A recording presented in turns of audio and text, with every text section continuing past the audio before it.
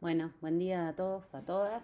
La idea un poco con esta clase es intentar dejarla grabada con algunos conceptos teóricos que sabemos que son difíciles, complejos, principalmente porque nosotros tenemos que aprender a interpretar estos conceptos de estadísticas inferenciales, sin por ahí tener la base previa de adquisición de ciertos conocimientos estadísticos, porque el objetivo de esta clase, en esta asignatura, no es específicamente enseñar a hacer y que ustedes hagan los cálculos estadísticos, sino que ustedes aprendan a interpretar.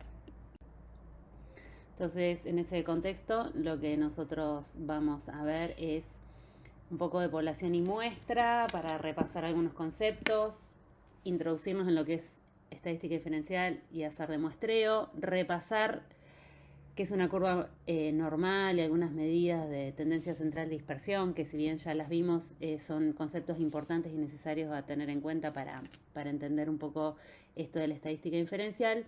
Introducirnos ahí sí en intervalos de confianza a través del teorema central del límite y la interpretación del valor de P a través de los test de hipótesis. Entonces, un poquito en relación a población y muestra. Como venimos viendo en las clases anteriores, nosotros en general hacemos nuestros estudios o nuestras evaluaciones en muestras de personas o de sujetos, principalmente en salud trabajamos con sujetos o poblaciones, que son subconjuntos de la población al que podemos tener acceso. Pero todos nuestros estudios, análisis, resultados, mediciones, nosotros en realidad lo que queremos es entender qué es lo que pasa en la población del universo, la población entendida como el conjunto de todas nuestras unidades de interés, que habitualmente es demasiado grande o incluso inaccesible para poder estudiarla. Si nosotros quisiéramos hacer un estudio de prevalencia de hipertensión arterial en el Mar de Plata, incluso aunque tuviéramos todos los recursos para poder entrevistar a todos los hipertensos, digamos, o a toda la población de Mar de Plata, hay muchos de ellos que ni siquiera son conocidos o que no los podríamos detectar, con lo cual la población del universo en general es inaccesible y es por eso que trabajamos con muestras, intentando inferir los resultados de nuestra población o universo. Entonces, como repetíamos y sabemos de la clase anterior, a nosotros lo que nos interesa conocer es el parámetro de la población. El parámetro ya sea el promedio de edad, de la talla, la prevalencia de determinado estado de salud, el riesgo relativo de la asociación entre dos variables. Ese es nuestro parámetro, cuando es el dato de la población a la cual nosotros queremos conocer. Y ese valor, en realidad, como bien decíamos, no podemos conocer a la población ni el valor verdadero de la población, trabajamos con muestras y calculamos ya no el parámetro, sino los estimadores. El estimador es el valor, es ese promedio, esa prevalencia, ese riesgo relativo calculado sobre mi muestra, que pretende, como decíamos,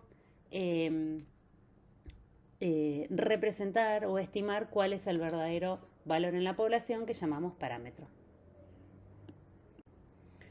Entonces, un poco resumiendo esto que estamos diciendo, nosotros trabajamos con una población, queremos conocer los parámetros de una población, lo hacemos a través de una muestra, con un muestreo, con técnicas de muestreo, y luego los resultados de nuestra muestra utilizamos una herramienta que es la estadística inferencial para hacer deducciones o sacar conclusiones sobre lo que pasa en la población de interés nuestro, ¿sí? Esa población que, como decimos, es inaccesible.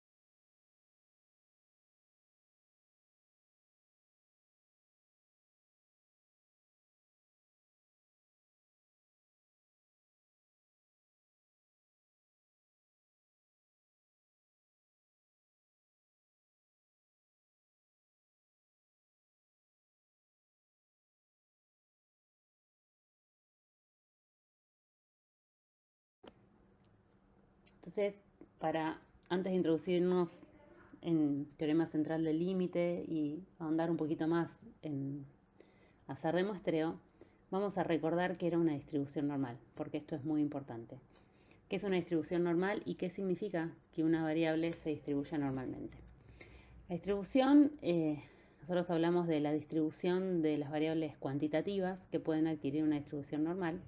Y esto es simplemente que si nosotros, por ejemplo, tomamos una muestra, no sé, de 100 personas y en este caso queremos evaluar la nota que sacaron en determinado examen con un puntaje que va de 0 a 100, preguntamos a cada una de esas 100 personas que integran nuestra muestra, y algunos nos van a decir, yo me saqué un 0, un 2, un 10, un 20, 40 puntos sobre 100, 50, 60, 80 y así. Si nosotros lo vamos a graficar, esta variable de la cual hemos obtenido información, graficando en el eje de las X el valor obtenido, o sea, la nota, cuánto te sacaste, y en el eje de las Y, graficando la frecuencia de personas que sacaron esa nota, o sea, cuántas personas sacaron 20, cuántas 30, cuántas 40 y así. Vamos a ver que la gran mayoría de las variables de salud e incluso en general las variables tienden a tener una distribución normal. ¿Qué es una distribución normal? Es una distribución como la que estamos viendo acá en el gráfico, en donde la gran mayoría es una curva simétrica, en donde la gran mayoría de las personas se concentran en los sectores más medios, y a medida que nos alejamos del promedio, que es el valor que está en el medio, en este caso estamos alrededor de una nota de 50 sobre 100, la frecuencia de personas alejándose de ese promedio va disminuyendo equitativamente para ambos lados, ¿sí? En una curva normal, el promedio coincide con la mediana y coincide con la moda, que ahora vamos a recordar un poquitito qué eran. Entonces dijimos promedio, mediana, moda. Vamos a repasar de vuelta. ¿Qué era el promedio o la media y qué era la mediana? Promedio o media y mediana son medidas de resumen para las variables cuantitativas. Es decir, nosotros, por ejemplo, si seleccionamos una muestra de 6 personas de las cuales queremos conocer la edad, y esas personas tenían esas edades, 15, 12, 11, 18, 15 y 15 años, podemos, por un lado, calcular el promedio, que es simplemente la suma de todos esos valores y la división por el tamaño, por el n de valores. Esa cuenta que tenemos ahí es la suma de todos esos valores dividido 6, que nos da un promedio, una media de 14,3. O podemos resumirlo a través de la mediana. ¿La mediana qué era? La mediana, si recuerdan, era el valor que a mí me dividía toda mi muestra, dejando la mitad de las personas por debajo de ese valor y la otra mitad de las personas por encima de ese valor. O sea, es el que me divide mis números, mi muestra en dos. Entonces, si nosotros tenemos esas mismas 6 personas, lo que tenemos que hacer primero es ordenar todos esos números de mayor a menor o de menor a mayor, como aparece en la pantalla. Y lo que decimos, bueno, ¿cuál es el valor que me divide y que me deja por debajo de él la mitad de las observaciones y por encima de él la otra mitad de las observaciones? En este caso, como tenemos 6 observaciones, no hay un valor. Cuando el número de observaciones es impar es más fácil porque hay un número, pero si tuviéramos 7 observaciones, la cuarta observación ubicada en el cuarto lugar dejaría 3 personas, en este caso por un lado, y 3 por el otro. En este caso, cuando tenemos un número de observaciones que es par, lo que hacemos es agarrar los dos valores del medio, en este caso los dos valores número 15 que están en posición 3 y posición 4, se suman y se dividen por 2, y ese valor, que es 15, es la mediana, lo que significa que la mitad de las personas de mi población de estudio, de mi muestra, tienen menos de 15 años y la otra mitad tienen más de 15 años. Como pueden ver, 14, 15, bastante similar. La mediana y el promedio en este grupo de personas son similares. Puede pasar que a veces tengamos valores extremos o que tengamos curvas que sean no normales, como esta que tenemos acá, en donde la media, la mediana y la moda no coinciden. En este ejemplo, por ejemplo, que tenemos abajo, la curva es un ejemplo en donde vemos que media, mediana y modo no coinciden. Si nosotros tenemos otro ejemplo, como que aparece ahí con esta serie de casos, que es la misma serie de casos que en la diapositiva anterior, pero uno de los números, en vez de ser 15, es 200, ese número tan extremo, claramente va a hacer que la media cambie un montón, porque yo tengo que ahí sumarle 15 y dividido por 7 me queda 40 el valor promedio de ese grupo de números, mientras que la mediana, como no está influenciada por eso, porque es simplemente el valor que me deja por un lado la mitad de las personas y por el otro y por encima la otra mitad, continúa siendo 15. Entonces, cuando tenemos así valores extremos, tenemos que tener en cuenta que por ahí la medida más adecuada para utilizar es la mediana, porque si ustedes se dan cuenta, si yo viendo todos estos números les pregunto cuál es más lógico que sea la medida de resumen, 40 años no es un valor muy lógico para resumirme estos casos. Sí podemos decir que tenemos una mediana de 15 y por ejemplo con un rango entre 15 y 200, que eso nos permite conocer un poco qué es lo que está pasando. Entonces vamos a otro ejemplo, seguimos con promedio, mediana, desvío estándar, empezamos a introducir. Nosotros tenemos acá, y esto lo estuvimos viendo también en algunos ejercicios o clases pasadas, muestra de dos poblaciones distintas, uno de Félix Ucamet y otra de jugadores de un club de bochas, en donde vemos que tienen el mismo promedio de edad, 52,3 años, la misma mediana de edad, 53 años. Esta mediana de edad, ¿qué significa?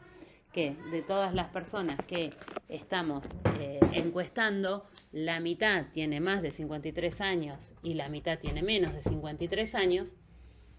En la primer población, que como vemos aquí abajo, tienen un promedio de edad, dijimos, de 52,3 años y una mediana de 53, vemos que hay una distribución bastante extensa, digamos. Tenemos desde personas con 15, 20 años hasta personas de 70, 80, 85 años, ¿sí? O sea, si yo quisiera, por ejemplo, preparar algún tipo de taller con un objetivo determinado, y a mí me dicen, mira, el promedio de edad de las personas para las cuales tenés que hacer el taller, y me dan solo el promedio de edad, a mí no me alcanza, porque, y ahora vemos cómo es la distribución de la población de abajo. No es lo mismo para mí, por más que el promedio de edad sea lo mismo, preparar, por ejemplo, un taller para un grupo de personas que el promedio de edad es de 52,3 años, pero en el cual tengo personas de un montón de edades distintas, desde chicos de 15 años hasta personas de 85, voy a tener que usar algún tipo de estrategias pedagógicas diferentes que si yo tengo una población o un grupo de personas en el cual la mediana edad es 52, pero están todos entre 44 y 57 años. Es bastante distinto. Puedo usar otro tipo de herramientas pedagógicas. Entonces, lo que quiero significar con esto es que conociendo el promedio solamente, o la mediana, no me alcanza para entender cómo está conformada mi población. Para ver, además del promedio, o sea, de cómo, que es una medida de resumen, cómo está distribuida mi población, tengo que agregar alguna medida de las que se llaman de dispersión. En este caso, por ejemplo, una de esas medidas podría ser el rango. Ya si vos me decís el promedio es 52,3 y me decís el rango de edad está entre 15 y 85, ya me estás dando algún tipo de información que me hace entender que esa población es diferente a una en la cual me decís el promedio es de 52 años, pero el rango va entre 44 y 57. Pero una de las medidas más utilizadas y que tenemos que conocer es el desvío estándar, que es una de las medidas de dispersión que se usa siempre asociada al promedio o a la media, y que justamente de lo que me habla, y ahora vamos a ver algunos ejemplos para que se entienda mejor, es cómo se distribuyen todos estos datos alrededor justamente del promedio. O sea, nuestro promedio es 52 años. Todas las personas están cerquitas de ese promedio, están entre 45 y 55 años, están todas cerquitas y agrupadas alrededor del promedio, o están más dispersas. y el promedio es 52, pero realmente están muy dispersas. Bueno, eso es lo que me dice el desvío estándar. Como se dan cuenta, el desvío estándar en el primer grupo es de 15 y en el segundo es de 2,6. ¿Qué significa? Así a grandes rasgos podemos ver específicamente esto.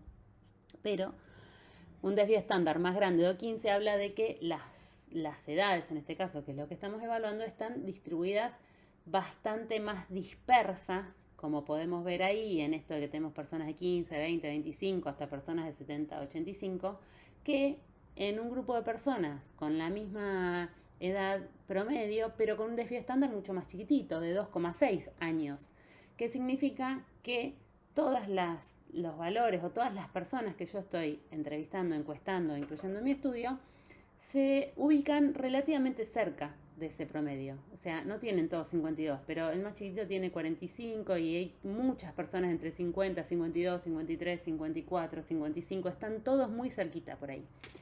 Eso es la información que me da el desvío estándar. Entonces, volvemos a que es una distribución normal.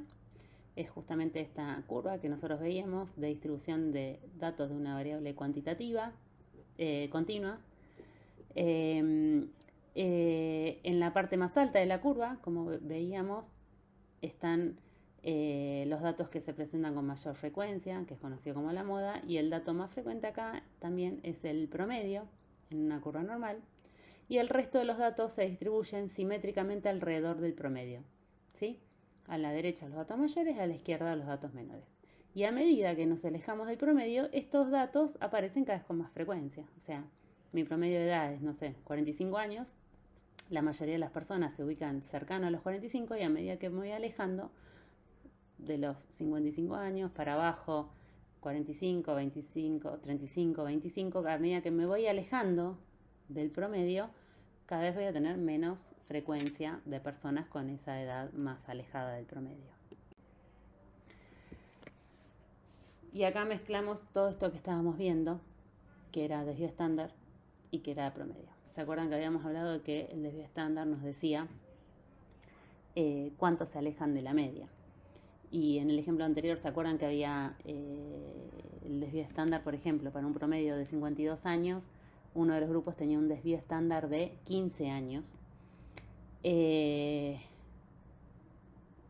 Cuando yo tengo una curva de distribución normal, mi promedio es mi promedio, y mi promedio más un desvío estándar y menos un desvío estándar incluye al 68, casi así, al 68,2, podríamos redondear casi en el 70% de la población tiene entre más menos un desvío estándar. Y ahora vamos a ver con algún ejemplo para que se entienda mejor.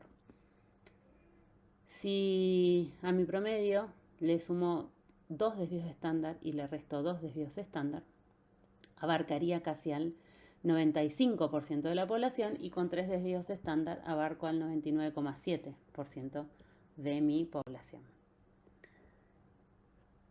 Y ahora vamos a ver un ejemplo específicamente en esto, pero como les decía al principio, y esto nos van a tener que creer, y cuando empiecen a ver distribuciones y demás se van a dar cuenta que realmente es así, la mayoría de los fenómenos de la naturaleza tienen una distribución normal, ¿sí? La mayoría de los datos que medimos en seres humanos tienen una distribución normal, ¿sí? Entonces, por ejemplo, esto es un ejemplo de uno de los libros que estamos utilizando, en donde sacaron datos de la Encuesta Nacional de Nutrición y Salud de 2007, que medía la estatura de las argentinas de entre 19 y 49 años. La estatura se tiene una distribución normal, y de la Encuesta Nacional de Nutrición y Salud, lo que se vio es que el promedio de estatura de las mujeres argentinas era de 161 centímetros, 1,61 m, con un desvío estándar de 6,99 centímetros. Entonces, como vemos acá, 1,60, está acá, es el promedio de edad. Y esto que yo les decía es que si a ese promedio de edad, o sea, si a 1,61 yo le sumo un desvío estándar y le resto un desvío estándar, el desvío estándar dijimos que era 6,99, 7 centímetros podríamos resumir, me queda que 1,61 menos 7 es 1,54, y 1,61 más 7 es 1,68 o 168. ¿Qué significa esto? Que el 68,3% de las mujeres encuestadas en la Encuesta Nacional de Nutrición y Salud medían entre 1,54 m y 1,68 m. No sé si se entiende. Entonces, más o menos un estándar abarca el 68% de la población que estoy estudiando. Y lo que podríamos decir también es que si a ese promedio de 161 le sumo y le resto 2 desvíos estándar, o sea 7 centímetros, podemos decir que el 95,5%, o sea casi todas, el 95,5% de las mujeres encuestadas en la Encuesta Nacional de Nutrición y Salud medían entre 1,47 m y 1,74 m, casi 1,75 m. Para esto nos sirve la distribución normal, promedio y los desvíos estándar, y es muy importante repasar estos conceptos que no los abordamos en esta clase en profundidad porque ya las vimos en clases anteriores, pero puse estas 2 o 3 diapos solo para que lo repasemos porque nos va a servir para entender lo que es teorema central del límite y qué es el teorema central del límite. Para empezar, porque esto es muy confuso y sabemos que es muy confuso, todo lo que yo les voy a contar ahora tenemos que entender que es un escenario teórico. Son teoremas teóricos, estadísticos que nos permiten orientarnos o basarnos en esto para tener herramientas estadísticas diferenciales que nos permitan a nosotros, a partir de una muestra, tratar de concluir qué es lo que pasa en la población que queremos conocer, blanco u objetivo. Entonces, el teorema central del límite, ¿sí? ¿Qué es? Nos dice que si nosotros tenemos una población blanco, de la cual nos interesa estimar un parámetro, que eso es lo que decimos siempre que nosotros queremos, es saber el parámetro de la población. Supongamos esta población A. Y en este escenario teórico, de vuelta teórico, no es que vamos a terreno y tomamos 1000 muestras, esto es todo teoría. Lo que me dice el teorema central del límite es que si yo tomara infinitas muestras, 1000, 100, las que quiera, de igual tamaño, de esa misma población blanco, ¿sí? Un poco lo que decíamos al principio, para empezar, no obtenemos exactamente el mismo valor del estimador muestral en cada muestra, sino que obtenemos valores similares. Eso que llamamos azar de muestreo, ¿verdad? Entonces, vamos acá. Tomamos muestras teóricas de una población, ¿sí? Y a cada una de esas muestras le calculamos el estimador. Entonces, el parámetro era 0,5 y cada una de estas muestras va a tener, por ejemplo, pongámosle para que sea más claro, promedio de edad. Yo quiero con promedio de edad. Entonces, el promedio de edad de mi población es de 0,5 y cada una de estas 1000 o 100 o infinitas muestras que yo tome va a tener un promedio de edad, que es lo que yo quiero conocer. Así como yo puedo calcular una curva con valores individuales en mis muestras, en este escenario teórico, en donde yo tomo muchas muestras de una misma población blanco, yo podría construir también una distribución de frecuencias, ¿sí? Un histograma teórico nuevamente, del muestreo de 1000 muestras de mi población blanco. Es decir, agarro la muestra número 1 y me fijo qué promedio me dio y lo pongo acá. La muestra número 2 y así. O sea, en vez de hacer una distribución de frecuencias con personas que voy encuestando, mi distribución de frecuencias mi unidad de análisis va a ser cada una de esas 1000 muestras. Y de cada una de esas 1000 muestras yo voy a tener un promedio, entonces ya grafico no el promedio de la persona, sino el promedio, no la edad de la persona, sino el promedio de cada una de esas muestras que yo teóricamente construí. Cuando el tamaño de las muestras es grande, lo que decimos es que esta distribución teórica de todas estas muestras va a tener también una distribución normal. Y lo que nos dice el teorema central del límite es que si yo calculo el promedio de todos los promedios, o sea, yo saqué 1000 muestras. De cada una de esas 1000 muestras calculé un promedio.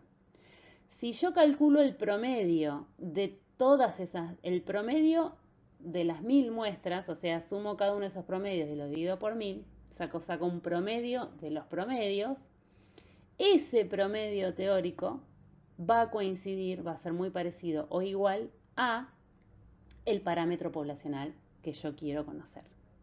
¿Sí? Es decir, que la media de la distribución teórica, el promedio de la distribución teórica del muestreo, coincide con el parámetro poblacional A. Y eso es el teorema central del límite, y en lo que se basa, si se quiere, toda esta parte de la estadística inferencial para que nos permita a nosotros tratar de concluir o llegar a conclusiones sobre una población blanco a partir de una muestra.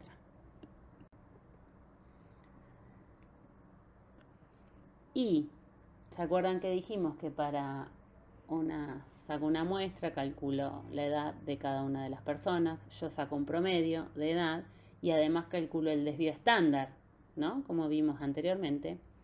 En esta hipotética o escenario teórico en el cual yo saco muchas muestras y calculo el promedio de cada una de esas muestras y después calculo el promedio de todos los promedios, además puedo calcular un desvío estándar de todo eso, que ya no se llama desvío estándar porque no es de personas individuales, sino que es de muchas muestras, y se va a llamar error estándar. Ese desvío estándar de esta distribución teórica de muestreo se llama error estándar, pero se interpreta igual, ¿sí? Esto que yo les estoy diciendo aplica a cualquier parámetro que nos interese estimar, medias, proporciones, medidas de asociación como el riesgo relativo o el odds ratio, ¿sí?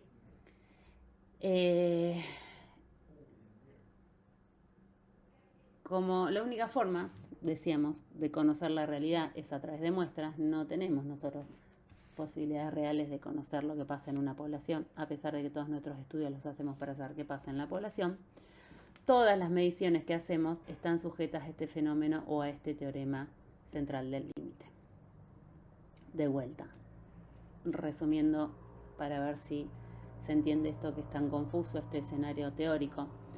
Pensamos que si yo tengo acá arriba, lo primero que vemos que es la población total, y de esa población yo sacara un montón de muestras distintas, infinitas, 100, 1000, las que quiera.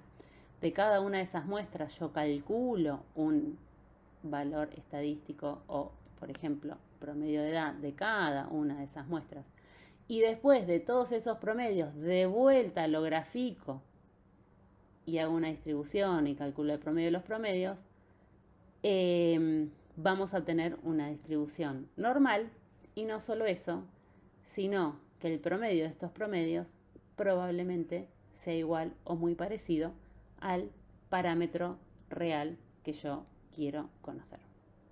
Todo esto es escenarios teóricos que los calculan los programas estadísticos, por supuesto, no lo van a tener que calcular ustedes, pero se los contamos para que entiendan cuál es la base de todo lo que vamos a ver a continuación de la inferencia estadística.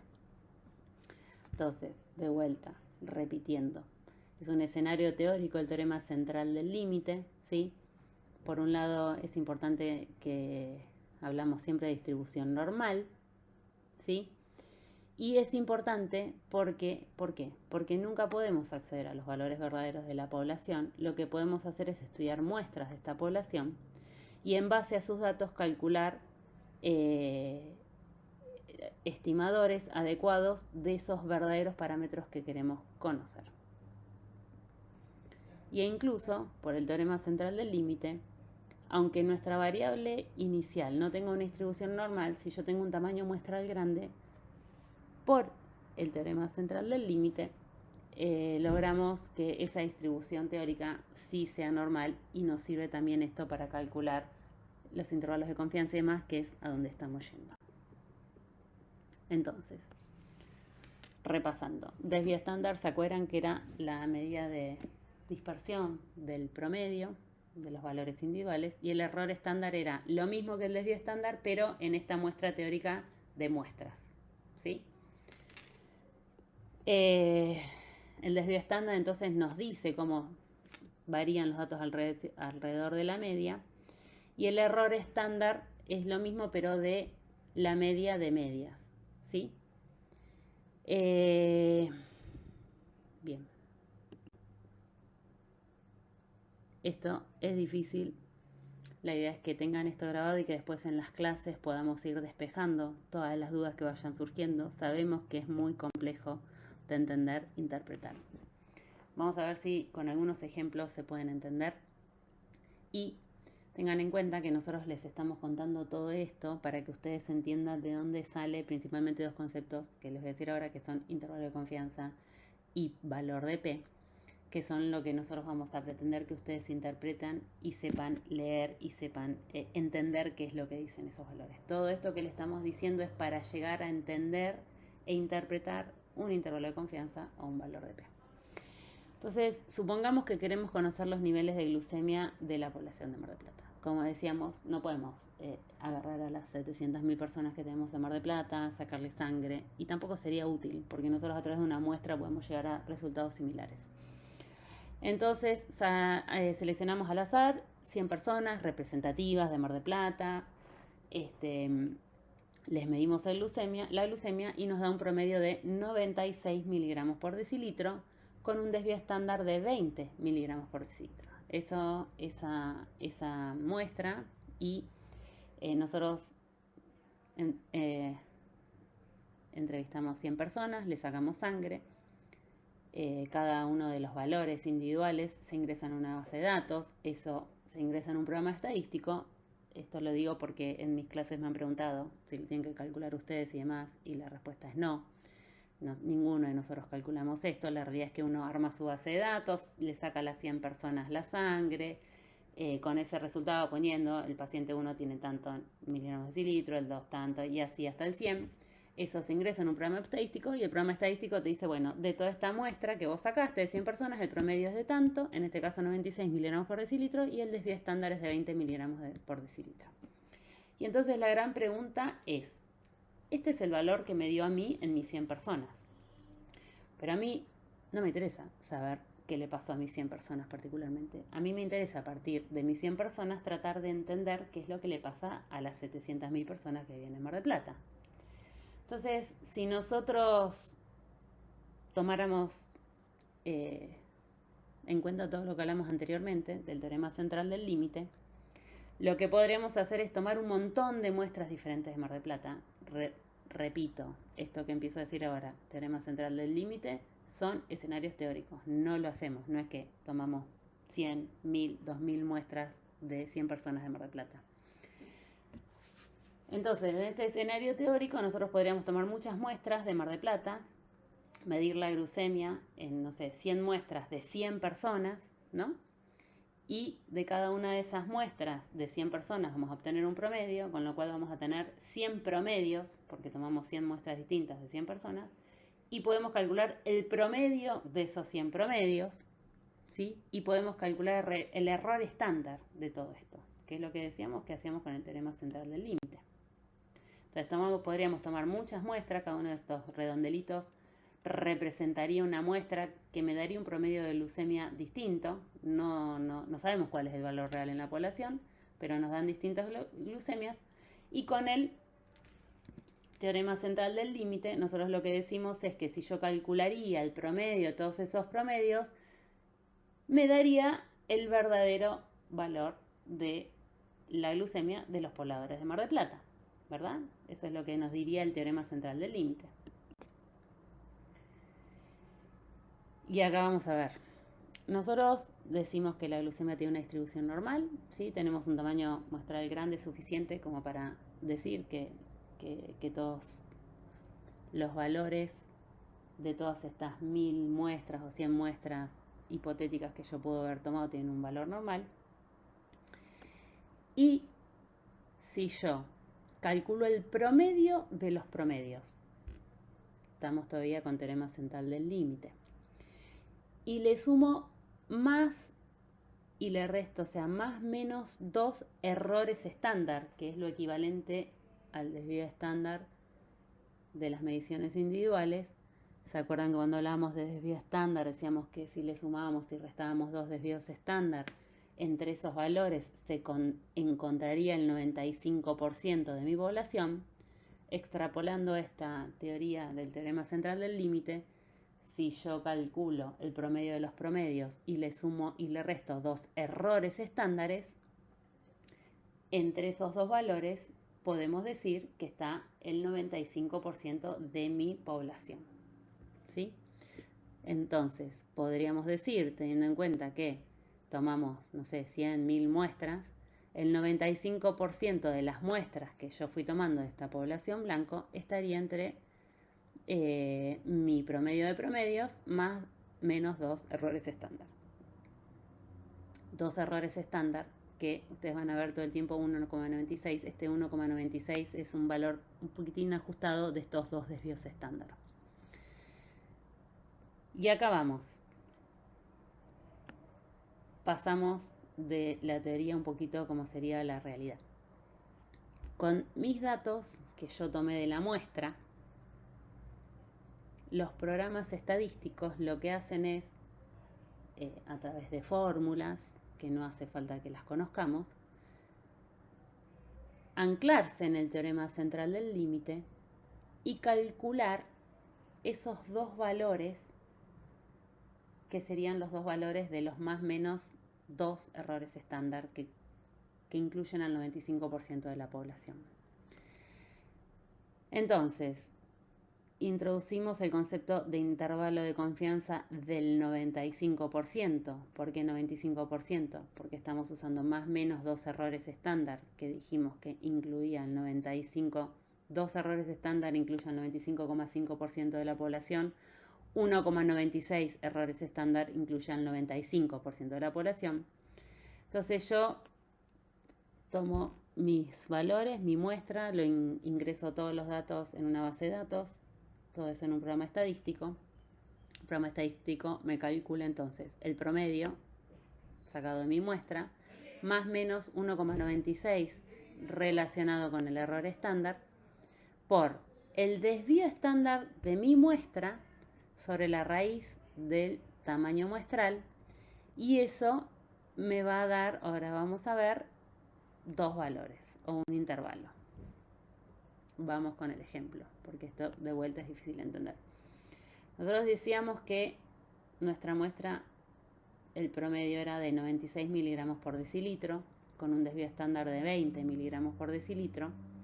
Con estos datos voy a calcular el intervalo de confianza. De vuelta, el intervalo de confianza lo calculan los programas estadísticos, anclándose en todas las teorías del teorema central del límite, para llegar a esto, con esta fórmula, promedio más menos 96, desvío estándar. Entonces nosotros tenemos que el intervalo de confianza de 95% de los valores de glucemia de Mar del Plata serían 96, que es el promedio que me dio a mí en la muestra, más menos 1,96 por 20, que es el valor del desvío estándar, sobre la raíz de 100, porque 100 dijimos que era el tamaño de mi muestra. Esto me va a dar 96 más menos 3,9, y esto es 96 más menos 3,9 es 92,1 a 99,9. Entonces,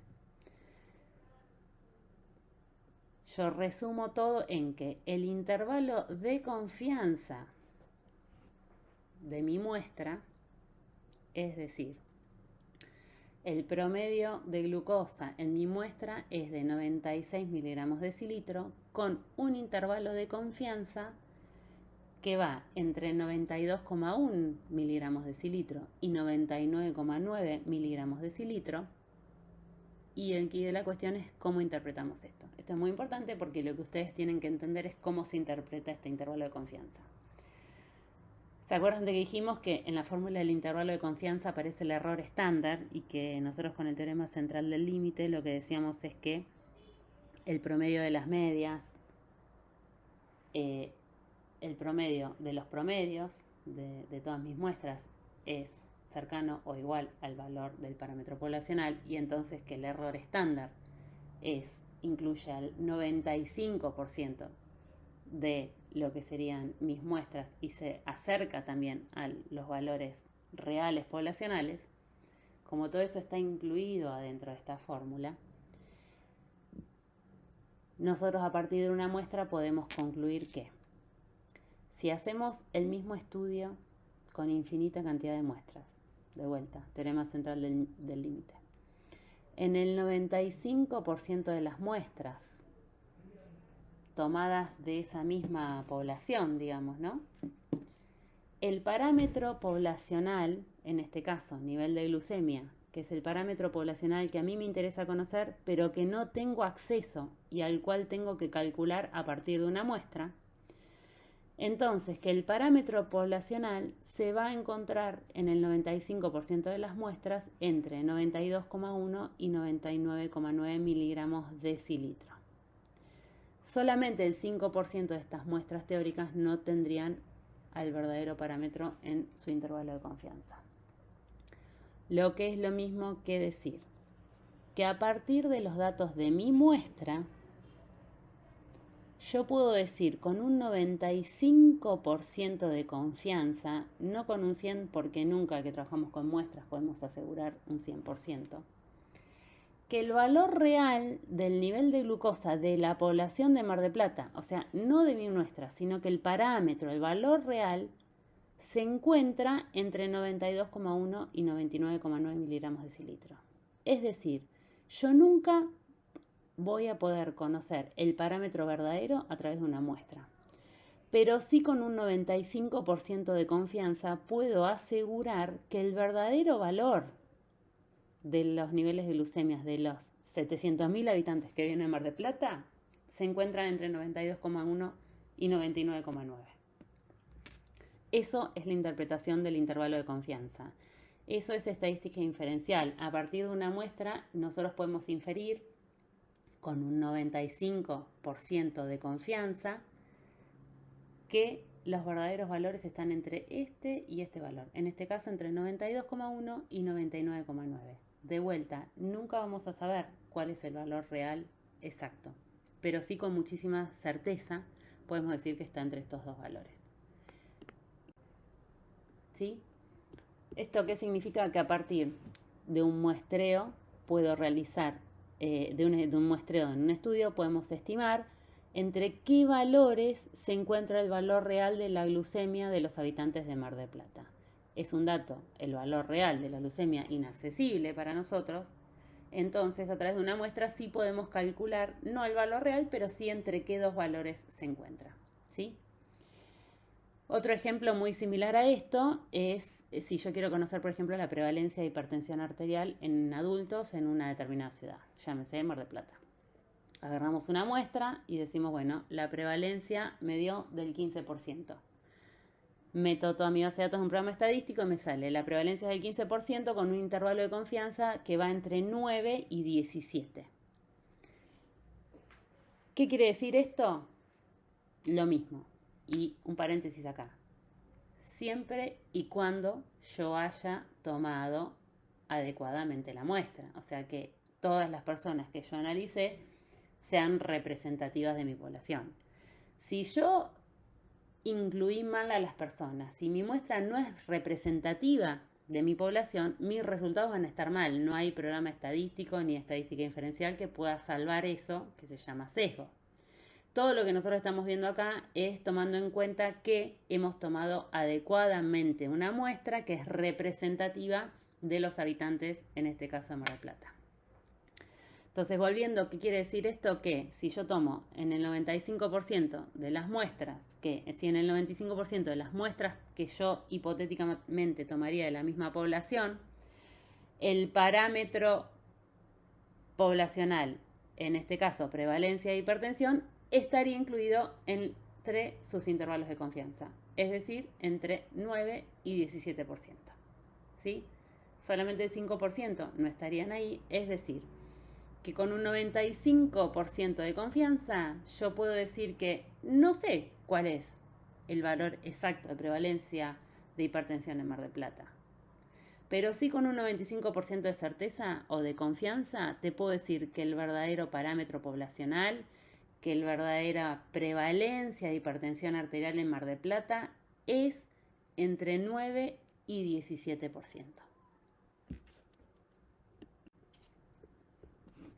repitiendo un poquitito y seguimos. Entonces, el intervalo de confianza se utiliza como medida de precisión de una estimación. Como se darán cuenta que si un intervalo de confianza es muy amplio, por ejemplo, veníamos recién que la prevalencia nos dio 15 y el intervalo entre 9 y 17. Ese intervalo, que podríamos decir que es angosto, es bastante preciso. O sea, que me digas entre 9 y 17 a mí me da una idea de que es una prevalencia, no sé, o moderada o baja. Si mi intervalo de confianza, en vez de ser entre 9 y 17, fuera entre 1 y 98, súper amplio, la realidad es que mis mediciones son muy imprecisas y casi que no puedo concluir nada, porque el verdadero valor puede ser tan bajo como 1 o puede ser tan alto como 98%. Entonces, el intervalo de confianza es una medida de precisión. Cuanto más tamaño muestral tengamos, en general, más angosto va a ser nuestro intervalo de confianza y más precisas van a ser nuestras mediciones, ¿sí? De vuelta, ¿qué significa? Que tengo un 95% de confianza que el verdadero parámetro poblacional, que es el que a mí me interesa conocer, se encuentra en nuestro intervalo de confianza, ¿sí? Nunca vamos a poder saber el verdadero valor, solo vamos a poder conocer los valores entre los cuales podría encontrarse ese valor. Y los intervalos de confianza se estiman para cualquier tipo de estimador muestral: media, mediana, proporción, OR, riesgo relativo, etc. ¿Sí? Bueno, vamos a ir cambiando un poco el ángulo de la información. Hasta acá, intervalos de confianza que nos permite intentar conocer entre qué valores, a partir de mi muestra, me permite conocer entre qué valores podría yo extrapolar que está el verdadero valor de la población que yo quiero conocer, ¿no? Entonces podemos estimar los valores de una población, podemos calcular el promedio de algo en nuestra muestra, podemos estimar el nivel de confianza de estas estimaciones con el intervalo de confianza, y ahora vamos a agregarle un conocimiento más, que es que, teniendo en cuenta estos mismos teoremas o conceptos, podemos intentar concluir cosas sobre asociación entre variables en mi población a partir de una muestra en mi población general. No solo describir y decir la prevalencia es tanto o la mediana es tanto, sino que podemos también además intentar extrapolar las asociaciones que obtenemos en nuestra muestra por ejemplo, entre una variable dependiente e independiente en la población. Y vamos a retroceder un poquitito, vamos a hablar de hipótesis. ¿Se acuerdan lo que eran las hipótesis? De asociaciones entre variables. La hipótesis es una afirmación que yo deseo constatar o poner a prueba con la realidad, ¿sí? Algo que el investigador piensa y que conoce de la asociación, sobre la asociación bajo estudio, y que tienen en general el mismo contenido que la pregunta principal del estudio. Es una afirmación. Yo pienso que las personas que manejan alcoholizadas tienen más riesgo de tener accidentes de tránsito. Esa es una asociación entre dos variables que yo como investigador genero y pienso que es real. Ahora bien, es una hipótesis que la tengo que contrastar con un estudio de investigación. Entonces, las hipótesis pueden ser verdaderas, pero también pueden ser falsas. ¿Está bien? Y hay métodos específicos para contrastar estas hipótesis. Por ejemplo, vamos a ver. Yo quiero ver si una variable que es tensión arterial está asociada con otra variable que es infarto agudo de miocardio. Entonces yo tengo la hipótesis de que la hipertensión arterial, o sea, tener valores elevados de tensión arterial, se asocia con un mayor riesgo de infarto agudo de miocardio. Específicamente en hombres mayores de 80 años, donde tensión arterial es mi variable de exposición, el infarto es la variable de resultado. Entonces, ¿cuál es mi teoría? ¿Cuál es mi hipótesis como investigador? Que las personas que tienen presión más alta tienen más riesgo de tener un infarto agudo de miocardio. Esta afirmación que yo pretendo demostrar en estadísticas la vamos a llamar hipótesis alternativa. Entiendo que esto es confuso porque en realidad le decimos alterno a lo que nosotros pensamos que es, pero bueno, es así. La hipótesis alternativa es la afirmación, esa hipótesis que yo pretendo demostrar. En este caso, mi hipótesis alternativa o alterna es que las personas con hipertensión arterial tienen riesgo más alto de tener infarto agudo de miocardio y generalmente se llama H1. Por el contrario, dijimos que las hipótesis que yo planteo y que quiero contratar pueden ser verdaderas o pueden ser falsas. Entonces, yo puedo plantear una hipótesis alternativa, que es la que yo pienso que quiero demostrar y que pienso que hay asociación y que digo, esto está asociado con esto. Y como contraste está la hipótesis nula, que es igual a la hipótesis alterna, pero que representa el no efecto, la no asociación, la independencia entre las variables. ¿Qué significaría esto? Que la hipótesis nula lo que dice es que no importa los valores que vos tengas de tensión arterial, porque los valores de tensión arterial, las variaciones en los valores de tensión arterial no tiene nada que ver ni está asociada con tener infarto agudo de miocardio. Es decir, que el riesgo de tener infarto agudo de miocardio es igual para las personas con tensión arterial alto que las personas con tensión arterial baja. Eso es lo que dice la hipótesis nula, que no hay efecto, ¿sí? En general, yo hago mi estudio ¿para qué? Para demostrar que esa hipótesis nula está equivocada, que esa hipótesis nula es falsa. Si la hipótesis nula está equivocada o es falsa, quiere decir que la hipótesis alterna, que es la que yo quiero demostrar,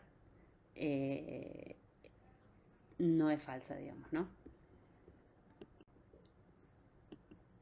Entonces, vamos a ver si podemos explicar esto de una manera que se entienda. De vuelta, trabajamos con una muestra, como siempre, porque no podemos medir las cosas en la población total, en donde vemos que los valores de tensión arterial, en esta muestra nosotros nos planteamos y corroboramos, hacemos nuestro estudio y en la muestra lo que vemos es que los valores de tensión arterial se asocian con riesgo de infarto agudo de miocardio. Significa que en mi muestra hice el estudio, medí la tensión arterial, después me fijé cuántas personas tienen infarto y cuántas no, y me dio que las personas con hipertensión arterial tienen mayor riesgo de tener infarto agudo de miocardio que las personas que no tienen hipertensión arterial. Eso me dio a mí en mi muestra, ¿sí? Pero nosotros no queremos saber lo que pasa en mi muestra, sino que queremos entender lo que pasa en mi población. ¿Y cuál es el riesgo que yo corro? El riesgo es que yo tome mi muestra, que concluya esto en mi muestra y que lo que esté pasando en la población sea otra cosa, que en realidad en mi muestra me diga que la presión arterial está asociada con riesgo de tener infarto agudo de miocardio, pero que en la población general eso no sea así, que en realidad en la población general la realidad o la verdad es que los valores de presión arterial no se asocian con tener infarto agudo de miocardio, que las personas con hipertensión tienen el mismo riesgo de infarto que las personas con valores de TA normales. Es decir, si volvemos a hipótesis nula, que puede suceder que en realidad en la población la hipótesis nula sea cierta y que no hay diferencia entre los dos grupos. Entonces, lo que yo me planteo es, yo tengo en mi muestra que me dio que una variable está asociada a la otra. O sea, en mi muestra que saqué y que medí, que calculé, las personas con presión alta tenían más riesgo de tener infarto. Lo que yo me pregunto es qué probabilidad tengo de equivocarme, qué probabilidad tengo de decir, paren, si tenés hipertensión tenés más riesgo de infarto agudo de miocardio, cuando en realidad eso no es así y en la población general esa asociación no existe. Y entonces yo me pregunto, ¿qué probabilidad tengo de que esto suceda? ¿Qué probabilidad tengo de equivocarme? Si la probabilidad de equivocarme es baja, ¿sí? Yo digo, bueno, tengo pocas probabilidades de equivocarme, ¿sí? Y entonces descarto la posibilidad de que la hipótesis nula sea cierta en la población blanco. ¿Por qué? Si si yo hice los estudios de mi población y tengo pocas probabilidades de equivocarme, significa que en realidad en la población, que es la que yo quiero entrevistar, lo más probable es que también haya asociación. O sea que la probabilidad de que en la población blanco la hipótesis nula sea cierta es muy baja. ¿Sí? ¿Por qué? Porque yo estudié una muestra, me dio que una variable está asociada con la otra. Ahora vamos a ver cómo vemos si tengo alta o baja probabilidad. Digo, bueno, si tengo muy pocas probabilidades de equivocarme, lo más probable es que la hipótesis nula, o sea que en la población también, en la población global, general, también haya diferencias. Y entonces digo, en mi población blanco, lo más probable es que la hipótesis nula no sea cierta y rechazo, ¿sí?, que la hipótesis nula sea cierta. Ahora, ¿qué pasa si la probabilidad de equivocarme es alta? Si yo mido en mi población una cosa y en realidad la probabilidad de equivocarme es muy alta, significa que no puedo estar seguro de que la hipótesis nula en la población general no sea cierta. Significa que yo no puedo estar seguro de que los verdaderos valores o que la verdadera asociación no exista en la población blanco o de la cual yo quiero conocer los datos. O sea que en realidad a mí en mi muestra me dio que la hipertensión está asociada con infarto, pero tengo mucho riesgo de equivocarme y lo que no puedo descartar es que en realidad no estén asociadas, que sea lo mismo tener presión alta que tener presión normal. Y entonces ahí nos preguntamos qué es probabilidad alta y qué es probabilidad baja, ¿no? Entonces, por convención, aceptamos que si tengo un 5% de probabilidades de equivocarme o menos, eso lo considero baja. Entonces, si tengo menos de 5% de probabilidad de equivocarme, puedo decir con cierta confianza de que rechazo la hipótesis nula en mi población general y que lo más probable es que en la población esas dos variables estén asociadas, o lo que es lo mismo, puedo decir que es diferente el riesgo de tener infarto agudo de miocardio según tenga hipertensión arterial o no tenga hipertensión arterial. Y si tengo más de 5% de posibilidades de equivocarme, digo, no, es alto. No puedo asegurar yo que lo que estoy viendo en mi muestra sea lo mismo que estoy viendo en la población general. No puedo decir que la hipótesis nula sea falsa en la población general. ¿Y cómo calculamos esa probabilidad? Con los test de hipótesis. De los test de hipótesis se los nombramos porque los tienen que conocer. Son test estadísticos que hacen los programas estadísticos para calcular justamente esta probabilidad de equivocarnos. Nosotros tomamos una muestra, vemos una asociación, hacemos un test estadístico y ese test estadístico nos dice qué probabilidad tenés vos de equivocarte.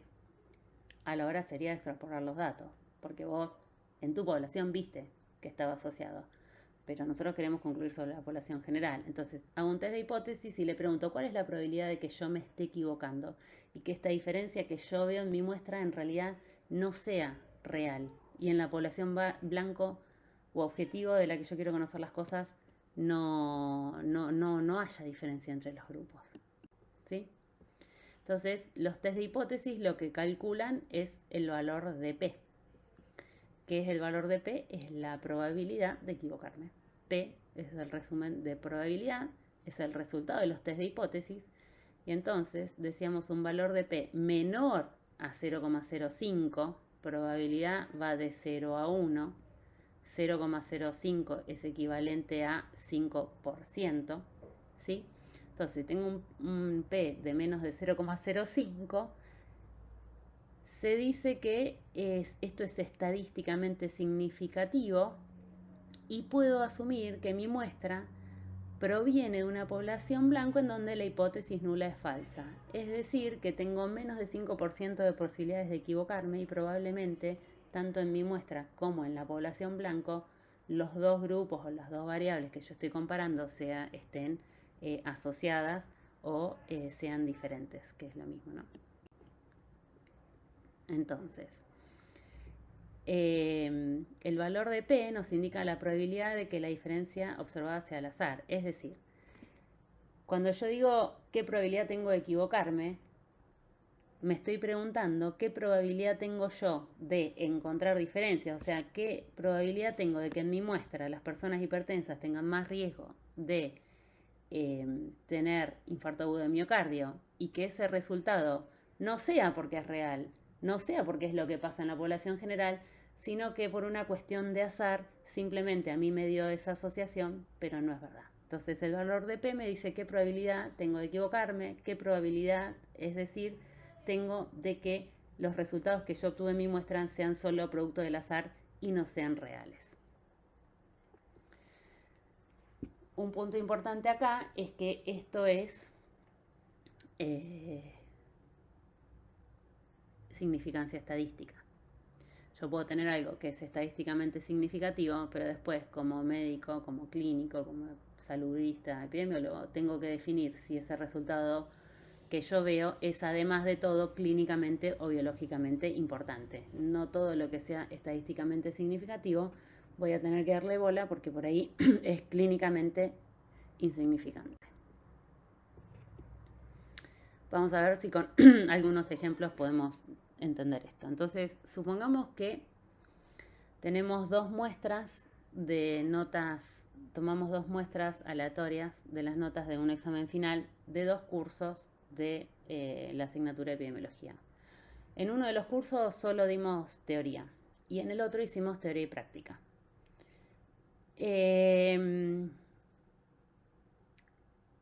Yo puedo tomar muestras de cada uno de esos dos cursos o comisiones, pongámosle no cursos de esas dos comisiones, y puedo simplemente describir lo que pasa en cada una de esas muestras que tomé.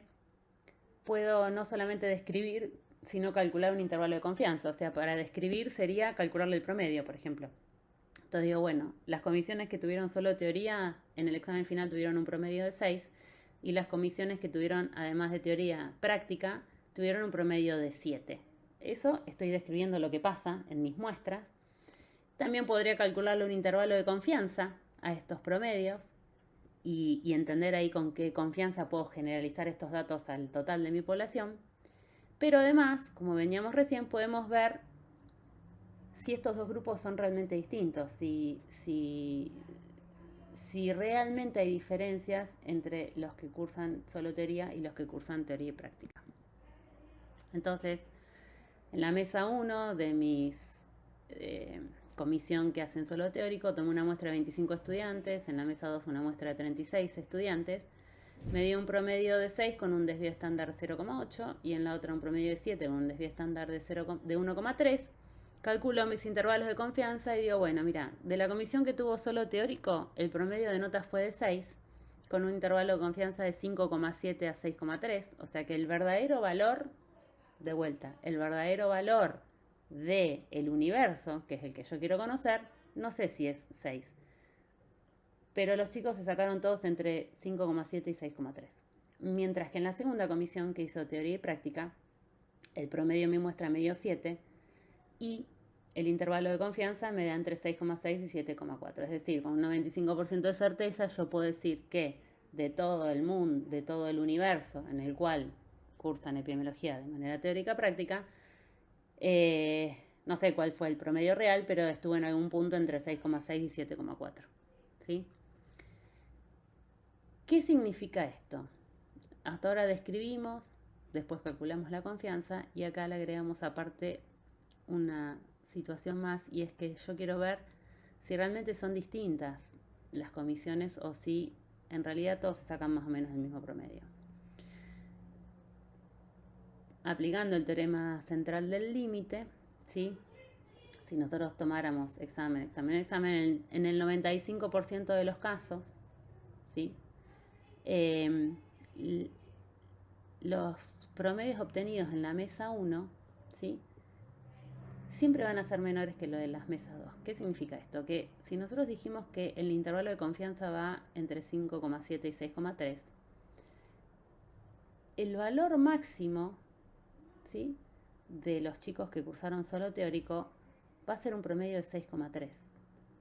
Mientras que el valor mínimo de los chicos que cursaron teórico práctico, vean que es 6,6. Entonces, suponiendo que como dijimos, nosotros no sabemos cuál es el valor real, no sabemos si el promedio real es 6 de uno y 7 de otro, pero sí sabemos los rangos,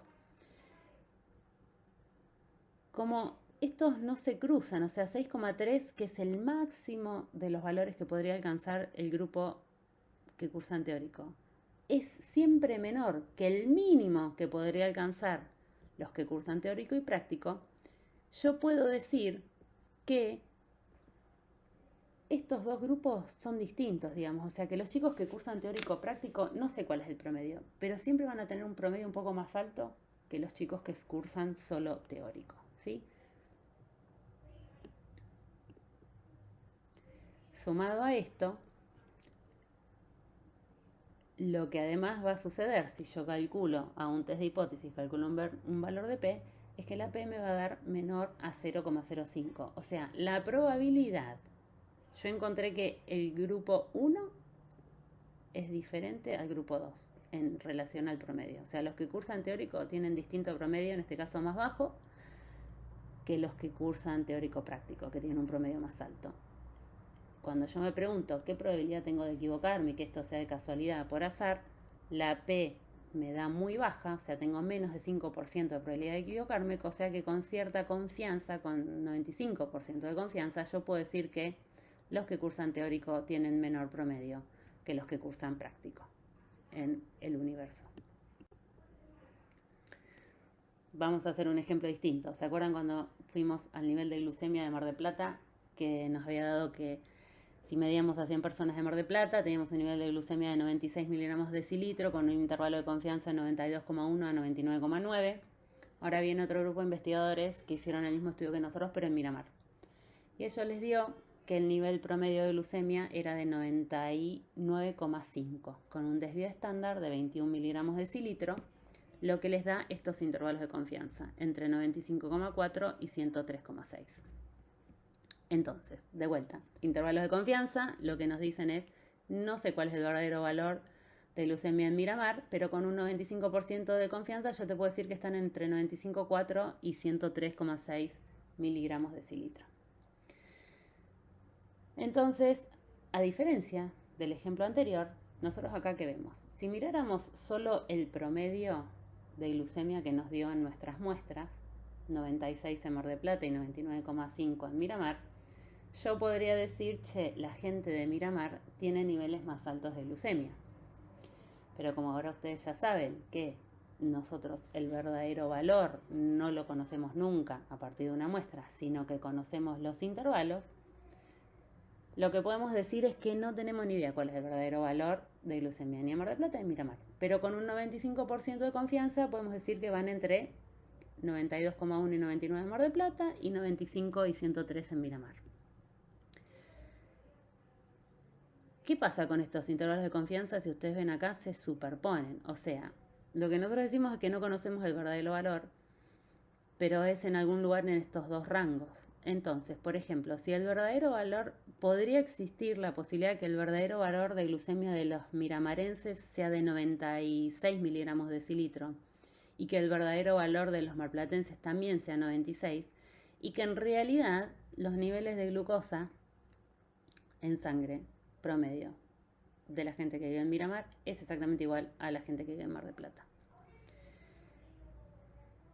Así como en el otro ejemplo, nosotros podemos asegurar que el grupo de chicos que cursaron solo teoría tienen promedios más bajos que el grupo que cursaron teórico práctico. Acá, al superponerse los intervalos de confianza, nosotros no podemos asegurar bajo ningún punto de vista que los niveles de glucosa sean distintos, porque existen muchos valores, muchas posibilidades de que los valores puedan ser iguales. 95,6, 95,7, 96, 97, 98, 99. Cualquiera de esos valores es posible tanto para Miramar como para Mar del Plata. Entonces, cuando mis intervalos de confianza entre dos grupos se superponen, lo que sucede es que yo no puedo descartar que esto sea así. Yo no puedo descartar que ese 99,5 que me dio en Miramar y 96 que me dio en Mar del Plata en realidad sean productos del azar y que esa diferencia que yo encuentro es solo por azar y no sea verdad. Para estar seguro, ¿qué vamos a hacer de vuelta? Además de los intervalos de confianza, vamos a hacer un test de hipótesis, ¿sí? Y ese test de hipótesis nos va a dar un valor de P. Entonces, ¿se acuerdan? La hipótesis 0, nuestra hipótesis que queremos probar es que en realidad la glucemia de Mar del Plata y de Miramar son diferentes, o sea que los marplatenses tienen glucemia menor que los miramarenses, pero está esta hipótesis nula en que en realidad las dos poblaciones tienen los mismos valores de glucemia. Calculo el valor de P y si la P me da menor a 0,05, yo puedo decir que las diferencias son estadísticamente significativas, que no son por azar y que las glucemias son diferentes, pero en este caso la P nos va a dar mayor a 0,05, que significa que las diferencias no son significativas y que las probabilidades de que yo me equivoque y que los resultados que yo estoy viendo en mis muestras sean por azar son altos, con lo cual yo no puedo asegurar, no puedo decir son iguales, pero no puedo asegurar que sean diferentes. ¿Sí? En el ejemplo nos da mayor a 0,05, no hay diferencias significativas. No puedo afirmar que las diferencias que yo encontré en mi estudio, 96 versus 99,5, sean la verdad. No puedo asegurar que no sean debidas al azar, ¿sí? Entonces, ustedes van a ver que por supuesto intervalos de confianza y P están relacionados. Cuando los intervalos de confianza se superponen, mi valor de P me va a dar mayor a 0,05. Y cuando los intervalos de confianza no se superponen, los valores de P me van a dar menor a 0,05. ¿Por qué calculamos los dos? Bueno, el valor de P me dice esto, qué probabilidad tengo de equivocarme. Y los intervalos de confianza, además de eso, me cuantifican. O sea, a mí el intervalo de confianza lo que me da no es solamente una información de si pueden o no ser diferentes las poblaciones, sino que me da esa cuantificación y me asegura que entre este y este valor está el verdadero valor de mi población. ¿Sí? La comparación del intervalo de confianza, de dos estimaciones, por ejemplo, de dos promedios, además de darnos la idea de precisión de la estimación, también se utilizan como un test de hipótesis, ya que esto es un resumen de lo que decíamos. Si mis intervalos no se superponen, podemos afirmar que las diferencias van a ser significativas. O sea, si mi intervalo de confianza no se superpone, mi P va a ser menor a 0,05, o sea que esta diferencia que yo estoy viendo, por ejemplo, de los promedios de glucemia, realmente no son al azar y que no es el ejemplo, ¿no? En el ejemplo nos dio no significativo. De vuelta, otro ejemplo, a ver si se logra entender. Tenemos 300 personas que viven en Hiroshima, que ustedes saben dónde se arrojó la bomba atómica, o sea, están expuestas a radiaciones. Los controlamos y seguimos a un grupo de 340 personas que no estuvieron expuestas a radiaciones.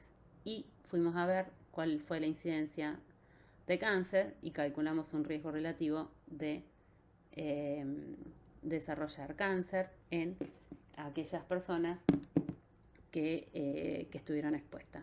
Hacemos nuestra tabla de 2x2, expuestos, no expuestos, desarrollo de cáncer sí, desarrollo de cáncer no, nos dio 3,4, significa que las personas expuestas tuvieran 3,4 veces más riesgo de desarrollar cáncer que aquellas que no lo tuvieron. Todo eso en las muestras de 300 personas y 340 que yo tomé. De vuelta, nosotros lo que queremos hacer es comparar con la población o extrapolar a la población general. Entonces, lo que yo me pregunto es, este riesgo de 3,4 que yo calculé, ¿qué probabilidades tengo de que en realidad fuera por azar que me dio ese riesgo y que en realidad tanto los expuestos a Hiroshima como los no expuestos, o sea, los expuestos a radiaciones como los no expuestos tienen el mismo riesgo de desarrollar cáncer y yo por casualidad en mi muestra encontré que tenían asociación? Me pregunto cuál es la probabilidad, hago un test de hipótesis, me da un valor de P que es menor a 0,001, lo que es lo mismo que decir que tengo menos de 1% de probabilidad de equivocarme si digo que las radiaciones fueron un factor de riesgo para desarrollar cáncer en Hiroshima. Como se darán cuenta, todos lo que queremos cuando hacemos un estudio es que nuestro valor de P nos dé estadísticamente significativo, ¿no?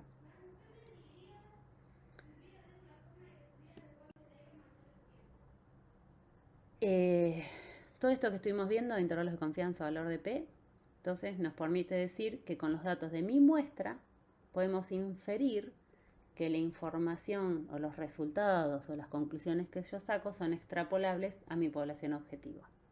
Pero, como yo les decía, si nosotros tomamos mal la muestra, si la muestra no es representativa de la población, si recolectamos mal los datos, si los pacientes que están en el estudio son muy distintos de los que empezaron, esa información no va a ser válida, por más que sea estadísticamente significativa, porque los programas estadísticos no saben cómo yo tomé mis datos. Los programas estadísticos calculan estadísticamente.